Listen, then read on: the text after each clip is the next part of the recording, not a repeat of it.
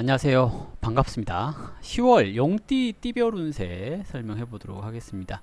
괴는 수화기제의 괴입니다. 수화기제는 물과 불이 정 위치에 있으니 어떤 일에 대한 결실이 있다. 이것을 얘기를 하는데요. 보통 이제 물이 무거우니까 밑으로 내려오잖아요. 결실은 이루지만 이것은 단지 일시적인 성공일 뿐이니 미리미리 예방을 철저히 해야 됩니다. 좋은 일이 있었다고 해서 그것이 영원히 갈 거라고 생각하지 말란 얘기인 거고요.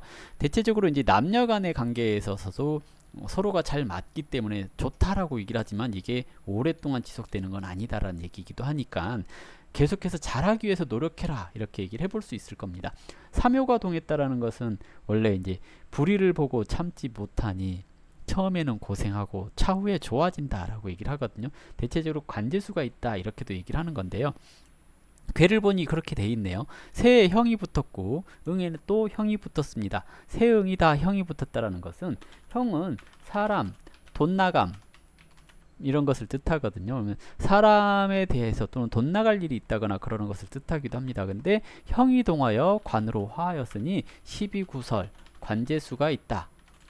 용띠 이번에 이제 이번 달에 10월 달에 용띠는 사람들하고 안 다투도록 조심해야 될 것 같고요. 괴가 얘기하는 게 불의를 참지 못하고 나서니 원래는 3년을 고생하고 그 후에 좋아진다라고 얘기를 하거든요. 근데 이제 월운을 봤기 때문에 3년 그러기는 좀 그렇고 3개월이나 3주 정도는 고생한다라고 생각을 할 수도 있거든요. 그래서 혹시 누가 싸우거나 잘못된 일을 보거나 그럴 때 참지 못하고 그러면 고생할 수가 있으니까 웬만하면 좀 참고 넘어가는 것도 지혜가 아닐까라는 생각을 해봅니다. 물론 뭐 불의를 어떻게 참고 넘기냐 이럴 수 있는데 모르겠어요. 저는 참고 넘길 수 있을 것 같아요. 어쨌든 네, 수화기제계인데요. 예, 해석을 이제 구분해 가지고 해석을 하자면 이제 그렇습니다. 어쨌든 전반적으로 형이 동하여 관으로 화하였으니까 12구설이 좀 있을 수 있다는 얘기고요. 형 밑에 오 제가 복신되었죠. 형은 다른 사람한테라는 의미고요. 제가 복신되었다라는 것은 내 돈이 가 있다라는 얘기거든요. 내 돈이 다른 사람한테 가 있으니 혹시 그것이 사기인지 이것에 대해서도 고민해 봐야 되거든요. 대체적으로 그러면 그런 것일 수도 있어요. 투자 사기 같은 거 당할 수 있는데 이것 때문에 고생을 좀 하고 차후에 회복이 될 수 있다는 얘기이기도 하거든요. 그래서 혹시 투자 같은 거 할 일이 있다거나 그랬을 때 잘 알아보고 하셔야 될 겁니다. 누가 투자하라 그러면 이게 돈이 안 되는 것일 가능성이 높거든요. 그래서 웬만하면 투자 같은 거 안 할 수 있도록 주의가 좀 필요할 것 같네요. 애정운 남자분 같은 경우에 남자 애정운은 형 밑에 제가 복신되었으니 경쟁자가 있는 여자다.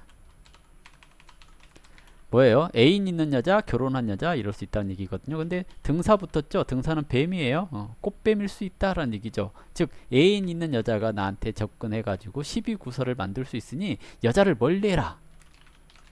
여자 멀리해라. 여자분의 애정운 내캐에도 관이 있고 외캐에도 관이 있는데 둘 다 쓸만하지 않다. 별로 안 좋네요. 구진이라고 하는 것은 답답한 남자를 얘기를 하는데 내캐에 있으니 가까이 있는 사람 또는 내 집에 있는 사람 그래서 내 집에 있는 남편이 좀 답답하게 한다는 얘기고요. 외캐에 있는 관은 현무가 붙었습니다. 도둑놈이란 얘기거든요. 그러니 애정은 남자든 여자든 좀 좋지가 않은 것 같습니다. 근데 뭐 결실이 난다 그랬는데 결실이 나긴 하죠. 그러니까 순간적인 결실 그 후에 찾아오는 안 좋은 일 이렇게 될 수도 있다는 얘기거든요. 그래서 예정우는 누군가를 사귈 수 있긴 하겠으나 그 사귀고 나서가 문제다라는 얘기일 수도 있겠습니다. 그래서 가능하면 안 사귀는 게 좋지 않을까라는 생각을 해보고요. 직장운은 네캐 외캐 다 관이 있는데 쓸만하지는 않은 것 같아요. 그래서 지금 뭐 직장운 승진이라든지 이런 것은 경쟁에 밀릴 수 있다. 형이 지나치게 왕하기 때문에 경쟁에 밀릴 수 있으니 조심해라 이렇게 얘기를 하는 거고요. 그리고 이직이라든지 이런 거 추천하지는 않습니다. 취업을 한다고 했을 때 가까운 데 있는 회사가 조금 별로 좋지는 않아 보여도 그게 조금 더 낫겠죠. 멀리 있는 회사는 현묵을 했으니 도둑놈이다 그랬거든요. 그러면 멀리 있는 회사가 좀 그럴싸하고 좋아 보여도 집 근처에 있는 회사만 못하다라고 얘기를 해볼 수가 있겠습니다. 출행 세응이 다 형이니 돈 쓸 일이 많다. 외쾌에 간효에 관이 붙어 있으니 목적지 다가가서 예, 방심 마라. 저게 이제 끝에 가서 뭔가 이렇게 약간의 불미스러운 일이 있을 수도 있다라는 얘기인데요. 동하지 않았으니 크게 문제될 건 없겠고요. 다만 이제 이래저래 밖에 나가면 돈 쓸 일이 많으니 안 나가는 게 좋겠다라고 얘기를 하는 겁니다. 건강, 새, 응이 모두 왕상합니다. 건강은 뭐 견딜만 하다 이렇게 얘기를 하는 거고요. 손이 약하지 않은 편입니다. 그러니 크게 문제될 것은 없어 보입니다. 건강 괜찮습니다. 자녀운 손이 왕상합니다. 월파를 맞았기 때문에 약간 스트레스 받는 환경에 있다. 그러나 일에서 생받고 있으니까 그래도 견딜만 하니 자녀운이 나쁘지 않다. 시험은 부효가 왕상합니다. 그러니 시험은 나쁘지 않아 보입니다. 공부하시면 좋은 성과가 있을 겁니다. 라고 얘기를 하겠고요. 나이별로 이제 볼게요. 2000년생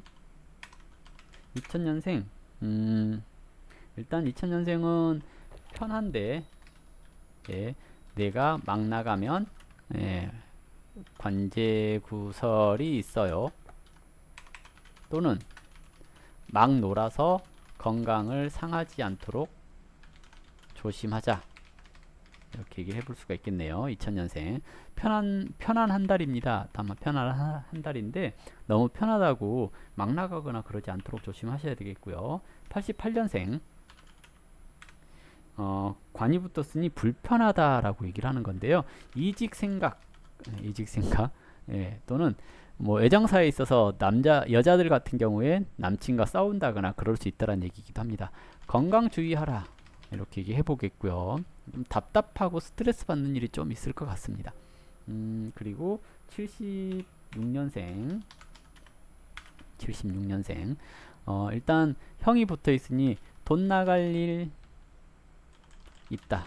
그리고 혹 누군가에게 돈을 빌려주면 법적인 문제로 번질 수 있다. 즉 상대가 안 갚을 수 있다는 얘기거든요. 돈 빌려주지 말아라. 돈 빌릴 거면 그냥 줘라. 이것을 얘기를 하겠죠. 다음 64년생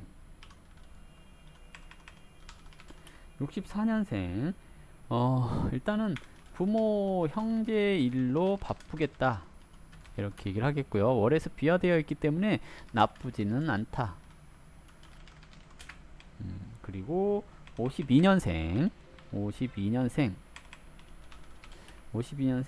관이 붙었으니 명예운이 있으나 명예를 얻을 일을 했을 때 명예운이 있겠죠. 그게 아니면 이제 시비구설이 있을 수 있다. 현무가 동했기 때문에 불법적인 일을 하면 망한다. 이렇게 얘기를 하겠고요. 혹시 도둑 잡을 일이 있습니다. 라고도 얘기를 할 수 있습니다. 다음은 40년생 일단 뭐 지인들과 즐겁게 놀 수 있다. 즐거운 시간을 보낼 수 있다. 이렇게 얘기를 할 수가 있겠네요. 그래서 용띠 중에서 40년생이 제일 즐거운 시간을 보낼 수 있는 시간이 아닐까라고 생각을 합니다. 자, 뭐 개인적으로 내 것만 좀 궁금해요. 내 것만 좀 봐줘요. 이런 생각이 있다면 평일 오전 10시에 제가 방송을 하고 있거든요. 스트리밍을. 들어오셔갖고 물어보시면 제가 답변 잘 해드리겠습니다. 그래서 궁금한 게 있으시면 평일 오전 10시에 방문하시면 되겠고요. 자, 이걸로 오늘 용띠 10월의 띠별 운세 마무리하도록 하겠습니다. 감사합니다.